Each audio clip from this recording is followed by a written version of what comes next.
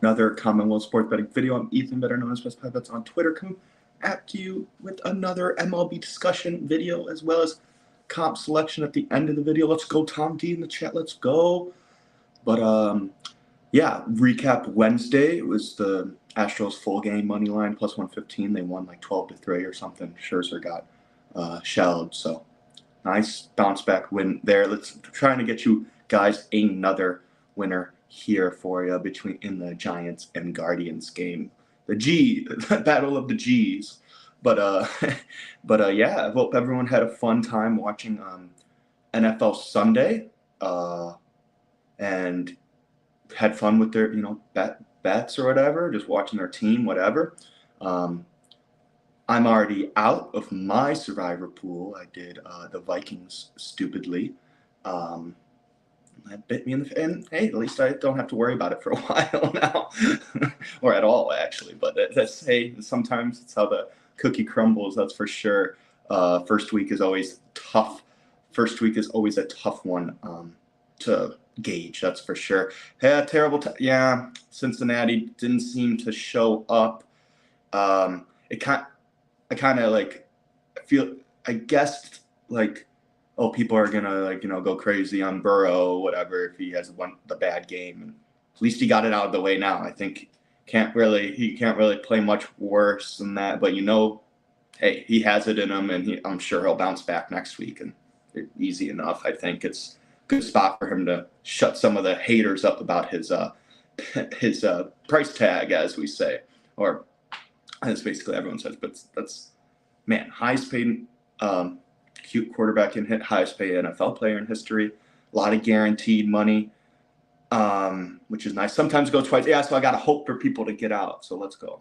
But yeah, so it's tough to gauge week one. It's everyone has, and after week one, it's always you never really know. You kind of have the people overreact and shit and stuff like that. What's up, TDCLC? Let's go in the chat. What's up? Pretty good.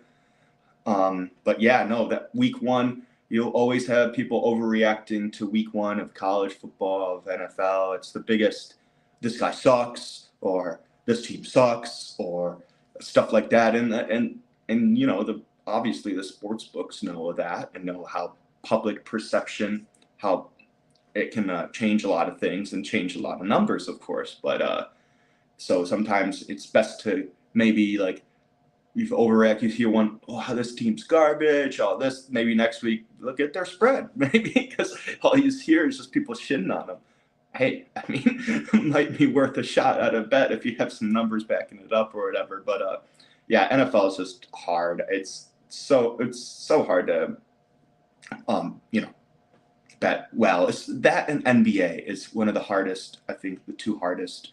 NFL more so because it's so popular. The popularity of it is widespread, and everyone loves to bet it. Everyone loves to watch it. I mean, most people do now. And it's so easy on your phone, on the couch, whatever. You can just place bets and stuff. So more people are betting than ever, basically. So it kind of, has some pros and cons, basically. The line moves a lot in one way, and based on public perception and all that stuff. But yeah, you're going to hear a bunch of overreactions, that's for sure. You're going to hear Burrow sucks, Burrow's bad, all that stuff. But I think he bounces back. He had a bad game. Week one, it's tough. It's tough, in the beginning of the season because you haven't really played a real game. You've done preseason, of course, but you don't know how the team is going to gel under pressure of the real opening day game and stuff. And but that's how you got to play the games. I mean, anyone can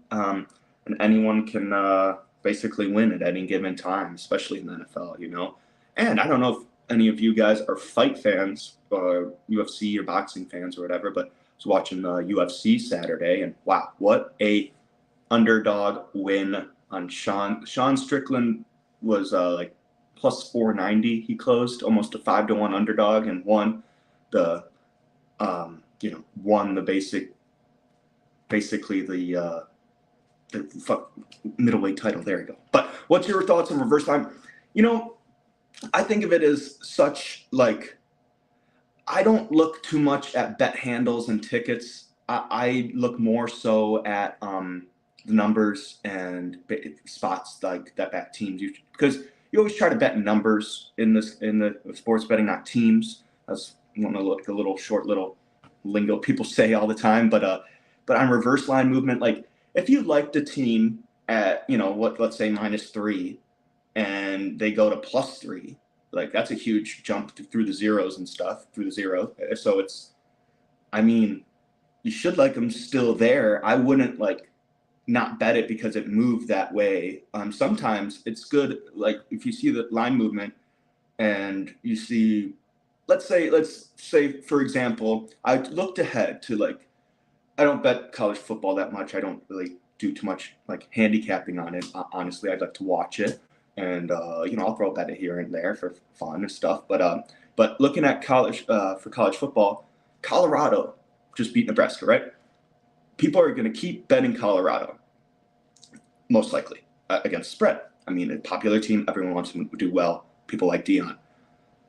Looking ahead at the spread, I mean, the Colorado State, it's going to be a rivalry game, of course. So Colorado State was like +17.5, +18.5 before the Nebraska game and after. I mean, but now it's probably going to inflate going to -23.5, 24, and it could go all the way there. It's just you should there. Sometimes you see the movement and you have an opportunity to bet maybe the other side, or because you're like, wow, I'm getting a decent amount of points here. I mean, might as well. I mean, it's getting some good value, but hey, it's value. Doesn't always mean it's going to win, of course. You never know with that stuff. I don't like to look too much at the bet handles and tickets. It's complicated because you have every site saying different things, and there's all that, like, why would the sports book want to give you that information? Beats me. Sometimes you can kind of tell based on how the movement is and how much is betting, like, what the line was opened and what it is now. You can kind of see for like how much like it moved, because most of the time money moves lines, or injury, of course, but money moves lines. So you put so much money on one side, they're gonna try to lower their risk and offer the other side at a better price, better number, and then they try to draw inside, because casinos, they sometimes pick games, of course, that they're gonna bet like against, or they go to the other casino and bet on the other side, so their liability they're trying to get even and take their 10% vig every time. That's what it is. I mean, but so I don't look too much at it. I know some people look at it a lot and done very successful with it, but different ways to kind of look at things basically like that. I mean, you always see like 95% of the public is on this, or okay. I mean, it doesn't mean automatically bet the other side. I mean, the public wins sometimes, of course, not all the time, as we know, but you try to look at numbers and look at ranking and look at your own rankings, look at your own, handicapping process. I try to, because it's, that extra stuff is just too much to deal with, because you have all these different sites saying different things too. So if that helps, I hope it does. But I like to quote, we've had him on here a couple times, Faxman. Joe, what he says is basically, if you bet like the line movement, let's say one team goes from -1 to -6, you're like, oh, well, I should bet the -6. So many people they're moving the line and stuff. And no, like he said, put it great. You're basically chasing that steam or whatever is the last guy in the gangbang, so to speak, put it eloquently. And you're just getting a worse value number and stuff. So it's not always good just to see, wow, the line moved all that. I might as well bet that, So it's just funny. It's a funny thing he says. It's a good, good idiom or whatever the fuck it is, or that, just to think of basically when you do that, you're like, hey, why do I want to take, a weird, bad number now when, like, after everyone bet it, like, you should kind of have the thought of maybe I'll take the other side because there's value that opened up on the other side. So yeah, so it's pretty funny that. But I'm rambling now about people in gangbangs and stuff. So I'll go on to the comp selection here. I'm going with in the battle of G's, Giants and Guardians. I'm going with the Giants first 5 -0.5 run. You can get right now at +107 on bookmaker. Oh, sorry about that. I hope it's not breaking up too much. Maybe I was stuttering a little bit, so maybe that might have been it. So earlier, so hopefully it's.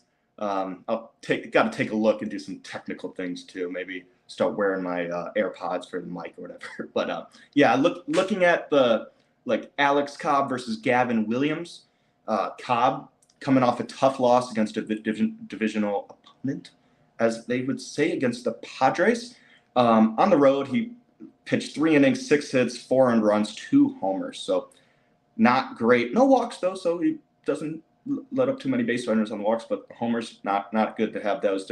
Last time he gave up 2 homers in a game, he came back with a 9 innings pitched, 1 hit, 1 earned run, 1 walk, complete game. That's huge. What a bounce back. So he has that ability to bounce back. Last time he gave up 4 earned runs or more, he came back with a 5 hit, 5 innings pitched, 2 earned runs, a little bit better there.